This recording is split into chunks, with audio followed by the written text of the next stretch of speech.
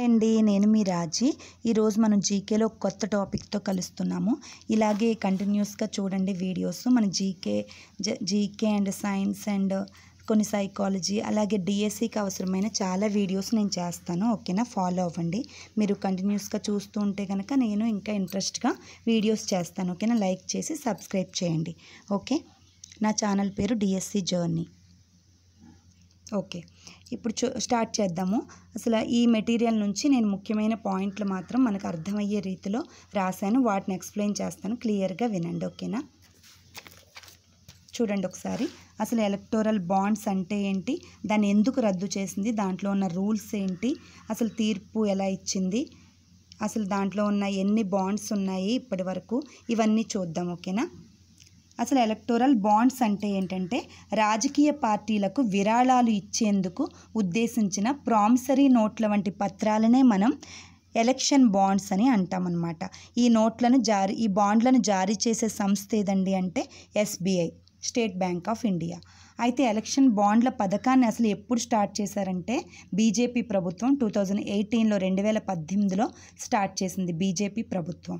అయితే ఈ కేంద్ర ప్రభుత్వం ఈ పథకాన్ని రద్దు చేయాలని సుప్రీంకోర్టు న్యాయమూర్తి, ప్రజెంట్ సుప్రీంకోర్టు న్యాయమూర్తి ఎవరు మనకి, డివై చంద్రచూడ్, అలాగే మిగతా వాళ్ళు, మరియు justice Sanjiv Khanna, justice BR Gavai, justice Pardiwala, Manoj మిశ్రాలతో కూడిన ధర్మాసనం ఈ 232 పేజీల తీర్పుని వెలువరించిందనమాట.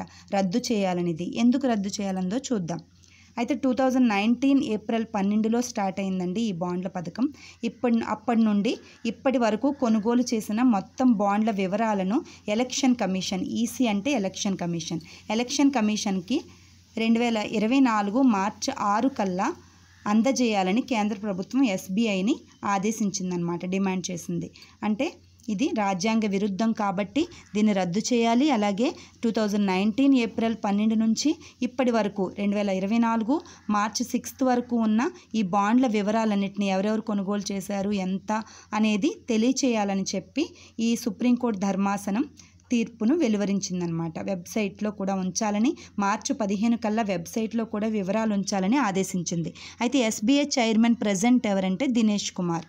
ఈ బాండ్లు ఎవరైతే తీసుకుంటారో వాళ్ళు నగదుగా మార్చేసుకోవాలి. ఎన్ని రోజుల్లోగా, 15 డేస్లోగా, 15 రోజుల్లోగా వాళ్ళు నగదుగా మార్చేసుకోవాలి, మనీ తీసుకోవాలి.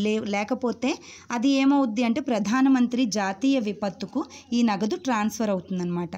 15 రోజుల్లోగా ఆ బాండ్ని వాళ్ళు మనీగా తీసుకోకపోతే అది ప్రధానమంత్రి జాతీయ విపత్తుకి వెళ్ళిపోద్ది అనమాట మనీ. ఇప్పటి వరకు ఎస్బీఐ విక్రయించిన బాండ్ల సంఖ్య ఎంతండి అంటే 28,000. ఎన్ని విడతల్లో, 30 విడతల్లో 28,000 బాండ్లను విక్రయించిందనమాట. ఈ బాండ్లను ఎవరైనా తీసుకోవచ్చు, ఏ వ్యక్తి అయినా, ఏ సంస్థ అయినా, కంపెనీ అయినా తీసుకొని వాళ్ళకి నచ్చిన రాజకీయ పార్టీకి ఇవ్వచ్చు అనమాట. ఓకేనా, ఎన్ని బాండ్లు అయినాయి ఇప్పటి వరకు అంటే 28,000 బాండ్స్. అయితే ఎన్నికల సంఘం ఎన్నికల బాండ్ల డేటాను మార్చి 14 వరకు బహిష్కరించిన పేజీలు ఎన్ని అంటే 337 పేజీలతో మార్చి 14న 15 కల్లా వెబ్సైట్లో ఉంచాలి అని చెప్పింది కదా, ఈ 14న వెబ్సైట్లో ఉంచారు.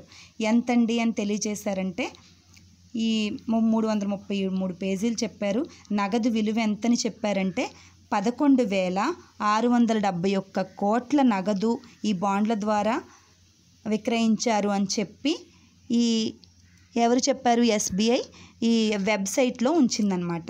ఓకేనా, అర్థమైంది కదా. నెక్స్ట్ దీని రూల్స్ ఏంటో చూద్దాం. ఈ బాండ్ల యొక్క రూల్స్ ఏంటంటే ఇండియాకు చెందిన ఏ వ్యక్తి అయినా, ఏ సంస్థ అయినా సరే ఎస్బీఐ నుండి వీటిని కొనుగోలు చేయొచ్చు. కొనుగోలు చేసి తనకు నచ్చిన పార్టీకి ఇవ్వవచ్చు ఈ బాండ్స్ని. అయితే కొనుగోలు చేసిన వ్యక్తి లేదా సంస్థ యొక్క వివరాలు గోప్యంగా ఉంచబడతాయి, రహస్యంగా ఉంచుతారన్నమాట, సీక్రెట్గా. ఎందుకంటే పైకి చెప్తే మిగతా పార్టీ వాళ్ళు గొడవ చేస్తారు కాబట్టి ఈ విషయం అనేది గోప్యంగా ఉంచుతుంది ఎస్బీఐ.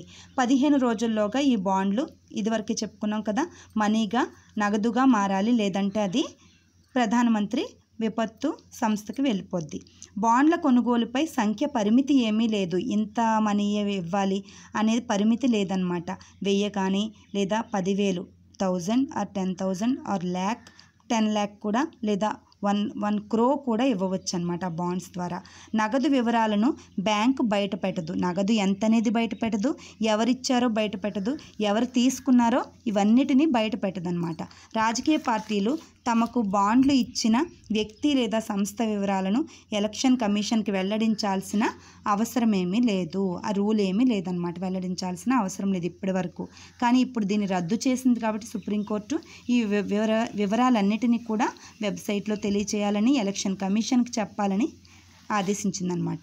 అయితే ఎందుకు విరుద్ధం అన్నది, అసలు రాజ్యాంగ విరుద్ధం అని ఎందుకు చెప్తుంది అంటే, ఇది సమాచార హక్కు చట్టానికి 2005లో వచ్చింది కదా, సమాచార హక్కు చట్టానికి వ్యతిరేకంగా ఉందని, అలాగే భావ ప్రకటన స్వేచ్ఛకు కూడా ఇది వ్యతిరేకమని ఇది సుప్రీంకోర్టు తీర్పు ఇచ్చిందనమాట. విరాళదారుల పేర్లు రహస్యంగా ఉంచడం వల్ల ఆదాయ పన్ను చట్టానికి కూడా ఇది విరుద్ధంగా ఉన్నదని తెలియజేసిందనమాట. అంటే విరాళదారులు వాళ్ళకి మనీ ఎక్కువ ఉందనుకోండి, విరాళదారులు ఏం చేస్తారు, రాజకీయ పార్టీలకి బాండ్ల రూపంలో SBI నుంచి కొనుగోలు చేసి ఇచ్చేస్తారు. అయితే ఇది ఆదాయ పన్ను నుంచి వాళ్ళు తప్పించుకున్నట్టే కదా, అందువల్ల ఇన్కమ్ ట్యాక్స్కి వ్యతిరేకంగా, ఆదాయ పన్ను చట్టానికి వ్యతిరేకంగా ఇది ఉన్నది కాబట్టి దీన్ని రద్దు చేయాలని సుప్రీంకోర్టు చెప్పింది. కంపెనీల చట్టం సెక్షన్ 182(1) ప్రకారం రాజకీయ పార్టీలకు అపరిమితంగా విరాళాలు ఇవ్వడాన్ని తొలగించడం కోసం దీన్ని రద్దు చేసిందనమాట. ఇవ్వడం అనేది ఉంది ఇప్పటి వరకు కూడా. కంపెనీల చట్టం 182(1) ప్రకారం రాజకీయ పార్టీలకు అపరిమితంగా ఎంతైనా విరాళాలు ఇవ్వచ్చని ఉంది, కానీ దీన్ని తొలగించాలనేసి సుప్రీంకోర్టు చెప్తుంది. ఆర్టికల్ 14కి అంటే సమానత్వపు హక్కు, అందరికీ సమాన హక్కులు ఉండాలనేది, సమానంగా చూడాలని కదా, సమానత్వపు హక్కుకి కూడా ఇది విరుద్ధంగా ఉందని సుప్రీంకోర్టు దీన్ని రద్దు చేయాలని చెప్పిందనమాట. ఓకేనా, ఇది ఎన్నికల బాండ్ల పథకాన్ని సుప్రీంకోర్టు దానివల్ల రాజ్యాంగ విరుద్ధంగా ఉందని రద్దు చేయాలని చెప్పిందనమాట. ఓకేనా, క్లారిటీగా అర్థమైంది కదండి. ఇలాగా నెక్స్ట్ టాపిక్తో మనం మళ్ళీ కలుద్దాం. Okay, thank you.